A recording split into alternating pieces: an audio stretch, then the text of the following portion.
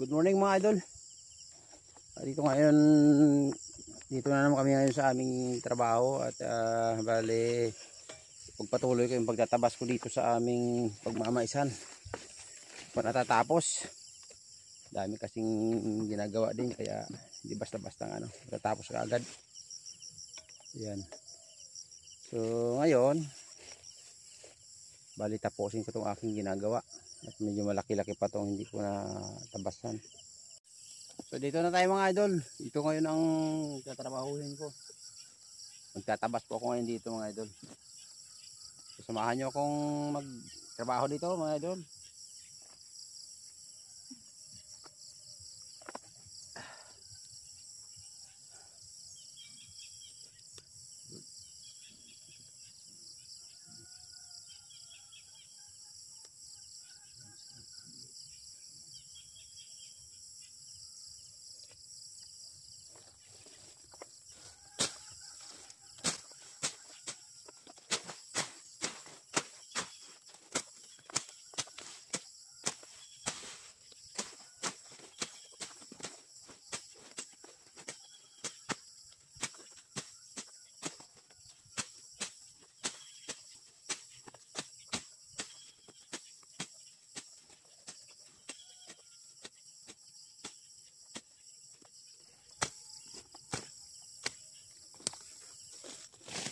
Bali medyo tinatanghali po tayo ng dating dito sa aking ginagawa kasi naghahatid pa ako ng estudyante ko sa school.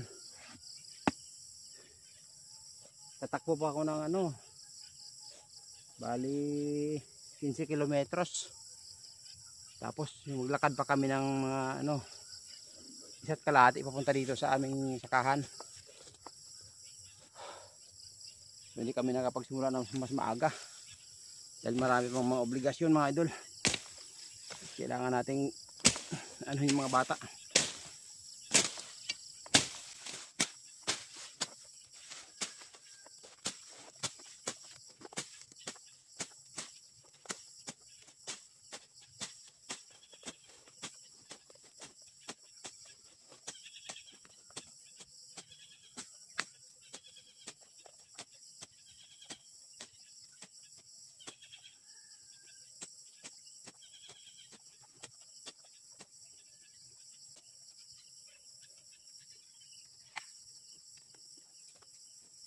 Bali ito pala mga idol ay may mga tanim na kaming dito, gabi at panglaing.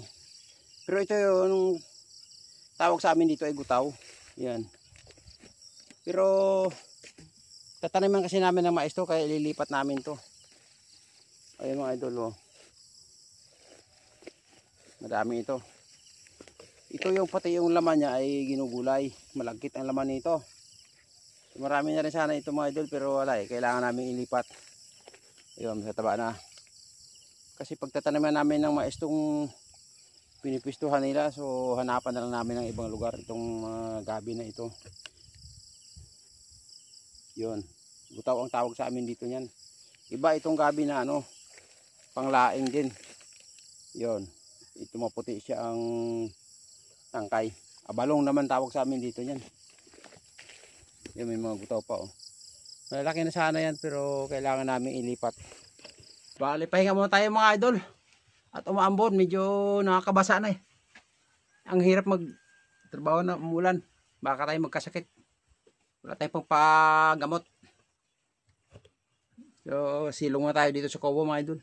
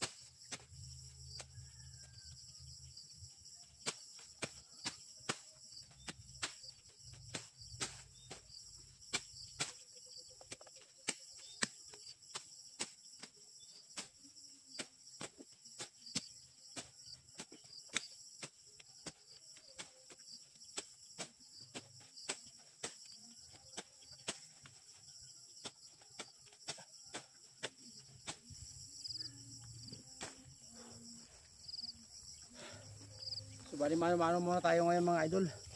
Wala pa tayo pambili ng grass cutter. Pangarap ko sana makabili ng grass cutter pero wala pa tayong budget mga idol eh. So tiyaga-tiyaga lang muna. Dahil natin sa mano-mano muna to. Malay mo pagdating ng panahon makabili tayo ng grass cutter.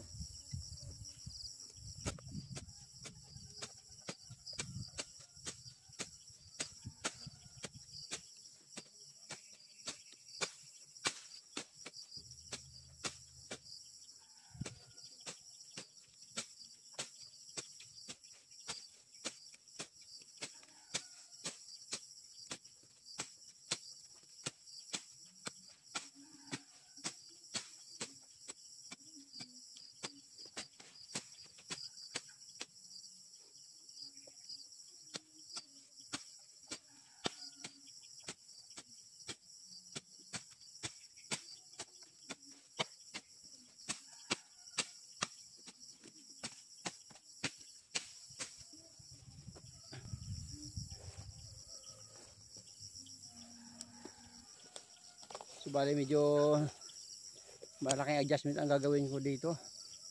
Gawa nung 33 years ako na hindi nagsasaka. At andun ako sa syudad. So parang nanibago yung katawan natin sa trabaho na ganito. Pero okay lang. At isa pa eh, nagkakaedad na tayo, hindi natin may tatago yan. Diba mga idol? So tuloy-tuloy lang.